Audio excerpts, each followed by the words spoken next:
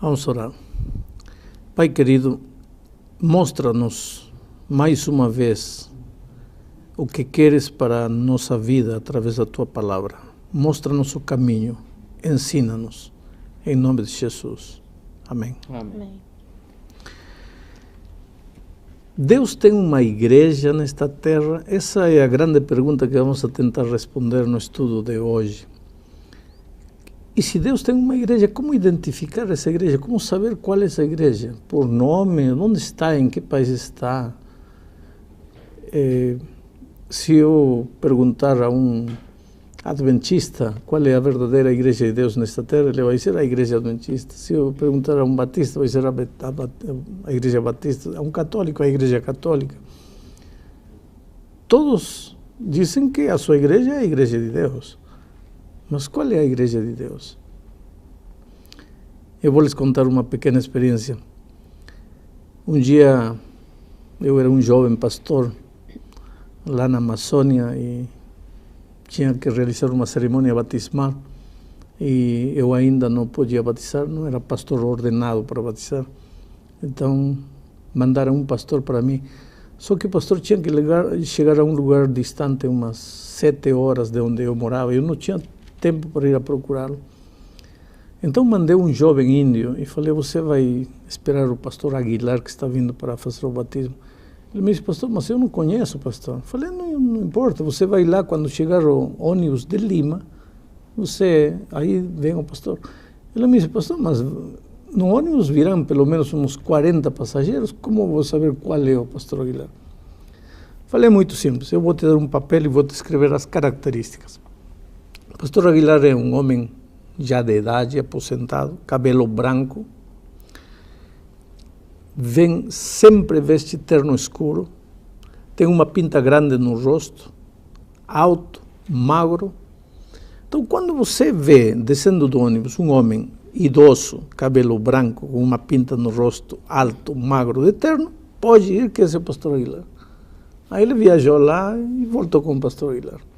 Mas ele me estava contando, ele parado lá, o ônibus chegou, viu descer um homem. Esse pode ser homem, mas jovem, não pode ser. Aí outro saiu, homem, jovem, também não pode. Outro, homem, idoso, cabelo branco, esse pode ser. A pinta não tem, é gordo, não pode ser. E ele foi conferindo as características até que encontrou o pastor Aguilar. Eu acho que Deus fez a mesma coisa com a gente. Diz, filho, você quer saber qual é a minha igreja nesta terra? É simples. Você procure as características da minha verdadeira igreja. E aqui no capítulo 12 de Apocalipse, encontramos quais são as características da igreja de Deus nesta terra. No capítulo 12 de Apocalipse, encontramos o versículo 1 que diz assim, viu-se grande sinal no céu, a saber, uma mulher vestida do sol, com a lua debaixo dos pés e uma coroa de 12 estrelas na cabeça. Esta mulher é símbolo da igreja. Não vou gastar tempo agora provando por que digo que esta mulher é símbolo da igreja, mas no contexto geral do estudo do Apocalipse, sem dúvida nenhuma, esta é a igreja de Deus. Esta mulher é símbolo da igreja de Deus. Inclusive porque, vejam, achando-se grávida, grita com as dores do parto, sofrendo tormentos para dar à luz. Da igreja nasceu o Senhor Jesus, lembrem. Viu-se também outro sinal no céu. Eis um dragão grande vermelho com 7 cabeças, 10 chifres e nas cabeças 7 diademas. Versículo 5. Nasceu-lhe, pois, um filho varão, a mulher, que há de reger todas as nações com cetro de ferro. E indubitavelmente esse é Jesus. E o seu filho foi arrebatado para Deus até o seu trono. Mas nós vemos aqui que esse dragão quer devorar o filho da mulher. O versículo 4 diz, a sua cauda, falando do dragão, arrastava a terça parte das estrelas do céu. Esse é o diabo, evidentemente. As quais lançou para a terra. E o dragão se deteve em frente da mulher, da igreja, que estava para dar à luz, a fim de lhe devorar o filho quando nascesse. Lembram que Herodes quis devorar, lógico, o diabo no coração de Herodes, quis matar Jesus quando estava. Esta é a descrição da igreja de Deus. Agora, interessante que esta descrição termina falando da mulher nos últimos tempos. Diz assim, nos últimos tempos irou-se o dragão contra a mulher, contra a igreja de Deus, versículo 17. e foi pelejar com os restantes da sua descendência, ou seja, com os descendentes desta mulher, com a igreja dos últimos tempos, com a igreja de nossos dias, os quais, aí estão as características da verdadeira igreja, os quais guardam os mandamentos de Deus e têm o testemunho de Jesus. Então, você quer encontrar a igreja de Deus nesta terra? Procure uma igreja que tenha estas duas características. Uma só não vale, as duas têm que estar juntas. Primeiro, tem que ser uma igreja que creia em Jesus, pregue Jesus, o centro da sua mensagem e da sua doutrina seja Jesus, mas ao mesmo tempo que obedeça Jesus, que ande nos caminhos de Jesus, que guarde os mandamentos de Jesus. Quando você encontra essa é a igreja de Deus.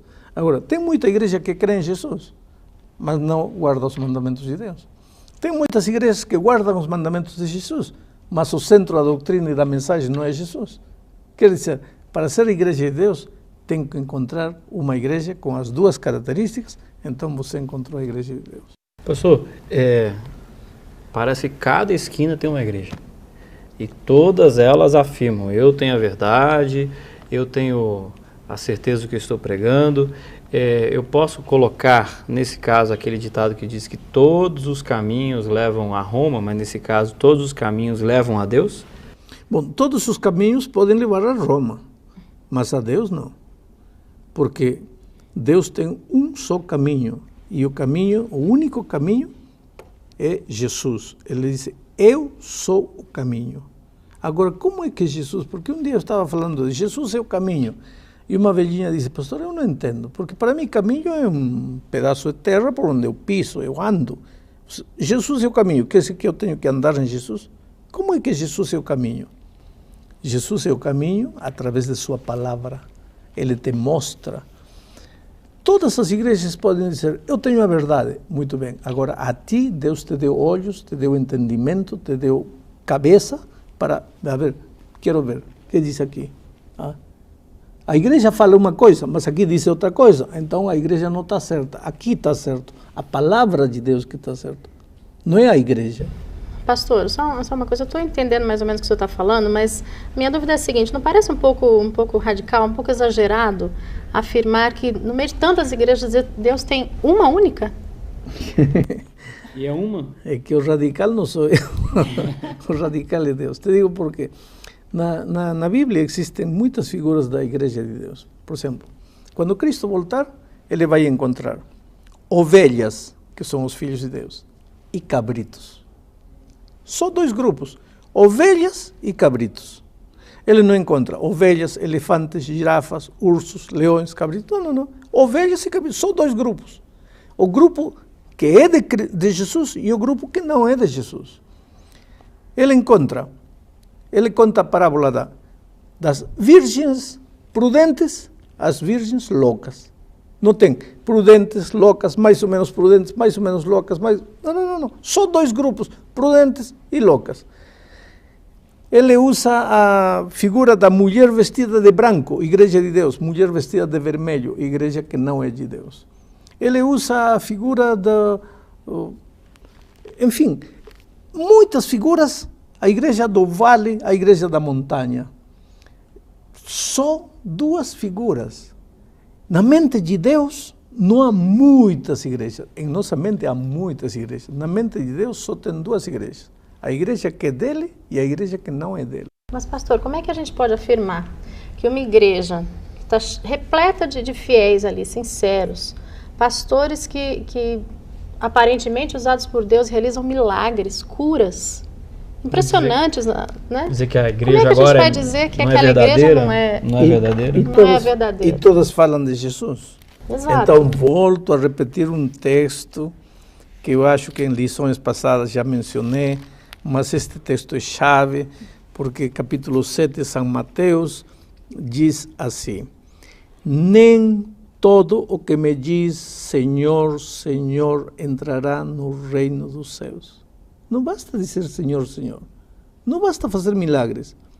Dice, aquele que faz a vontade de meu Pai que está no céu. Muitos naquele dia han de dizer-me, Senhor, Senhor, porventura não temos profetizado em Teu nome não expelimos demônios, em Teu nome não fizemos muitos milagres? Então eu lhes direi explicitamente, nunca vos conheci.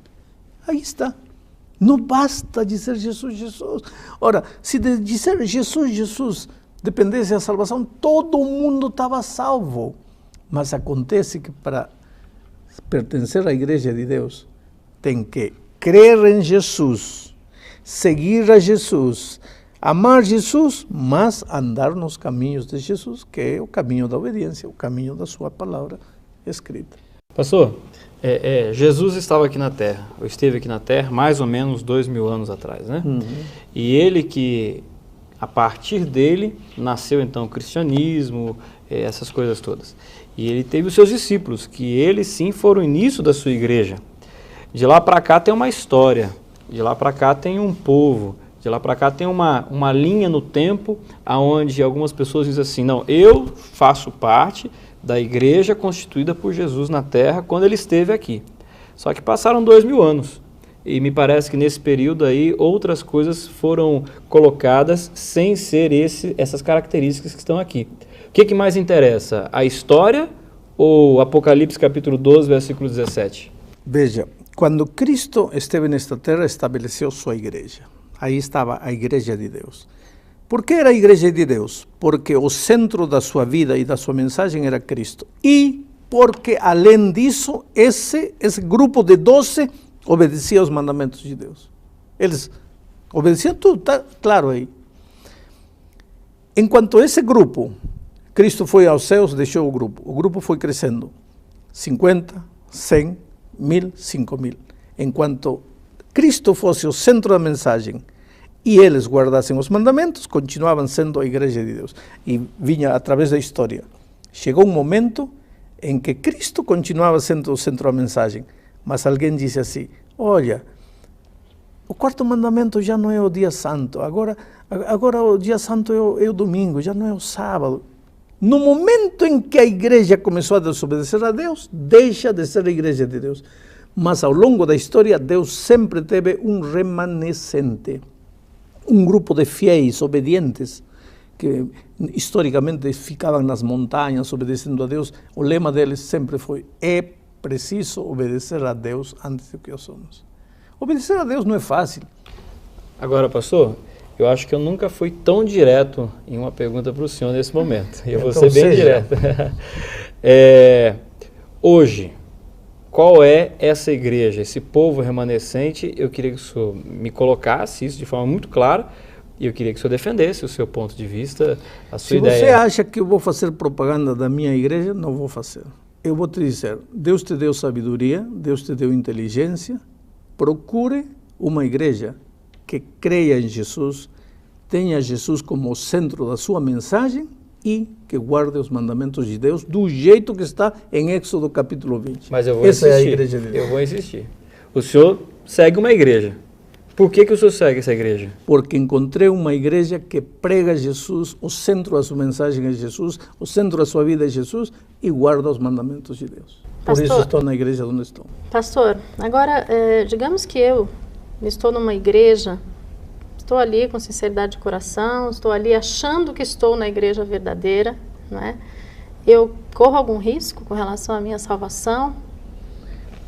Vou te ler um texto. Tomara que eu consiga achar este texto. Sim, está aqui.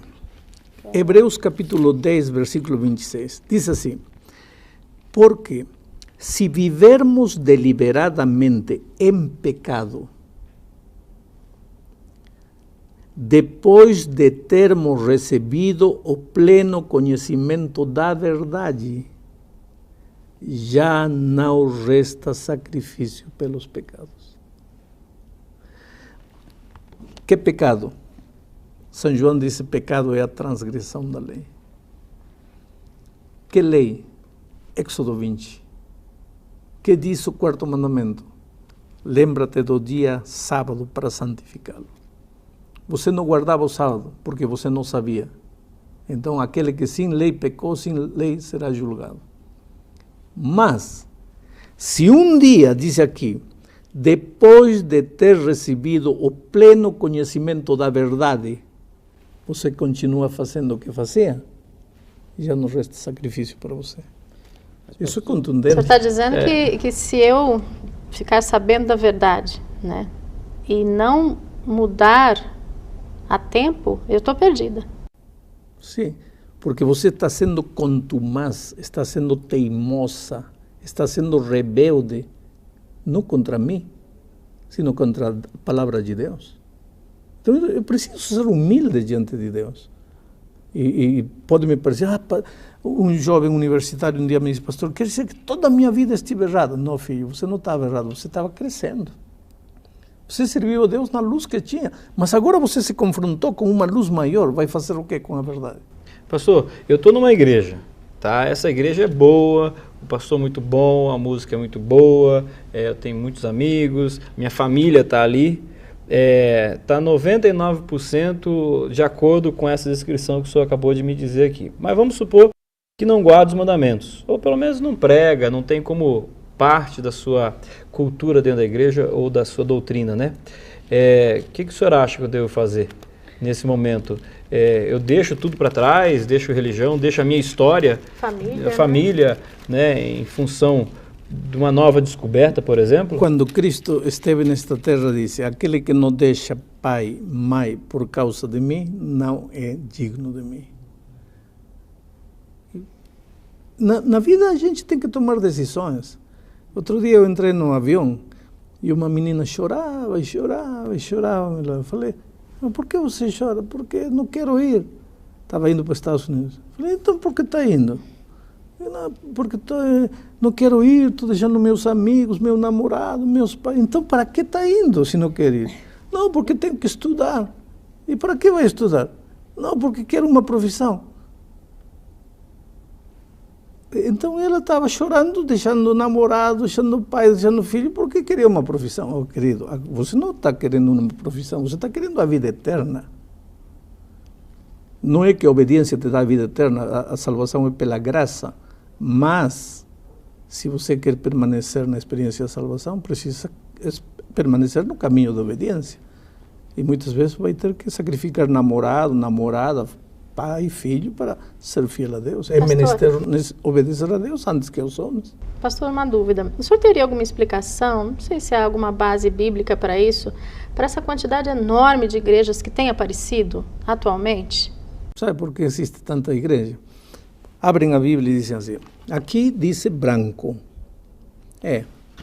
Mas pode ser verde. Aí aparece a igreja do verde. Aí outro abre. Aqui diz branco. Mas pode ser azul. Aparece a igreja do azul. Outro, branco. Mas pode ser marronzinho. Aparece a igreja marronzinho. Outro, amarelo. Mas pode... Sim, vai aparecer tantas igrejas quanto tantos seres humanos há. Por quê? Porque ninguém quer fazer o que Deus diz. Cada um quer fazer o que Ele quer. O senhor diria que essa quantidade enorme de igrejas, de doutrinas diferentes, enfim... é uma tentativa, talvez, do ser humano de adaptar a Bíblia às suas vontades? Exato. Não é fácil guardar o sábado. Então vamos mudar. Espera um pouco. Você vai buscar uma religião onde tudo seja fácil, onde tudo seja bonito, onde tudo se adapte às tuas necessidades. Espera. É você que tem que se adaptar à vontade de Deus ou é Deus que tem que se adaptar à tua vontade? Chegamos ao fim do estudo e eu gostaria de dizer para você que está me ouvindo que talvez este seja um dos estudos mais difíceis, mais duros para você. Não é fácil para mim dizer alguns conceitos como tenho dito hoje, mas querido, por cima de tudo eu sei que Deus te ama e que você é uma pessoa maravilhosa, sincera. Eu não teria direito de ferir teus sentimentos e gostaria que o Espírito de Deus te alcance, a mão maravilhosa de Deus cure tuas feridas. E se você está no vale da decisão e precisa tomar uma decisão, levante-se. Caminhe com fé em direção de Jesus. Deixa que Ele te leve. Deixa que Ele te conduza. Com certeza Ele é teu pastor. Ele vai te levar por pastos verdejantes. Vai te levar a fontes de águas tranquilas. E finalmente Ele vai te fazer entrar pelas portas celestes da cidade eterna. Que Deus te abençoe.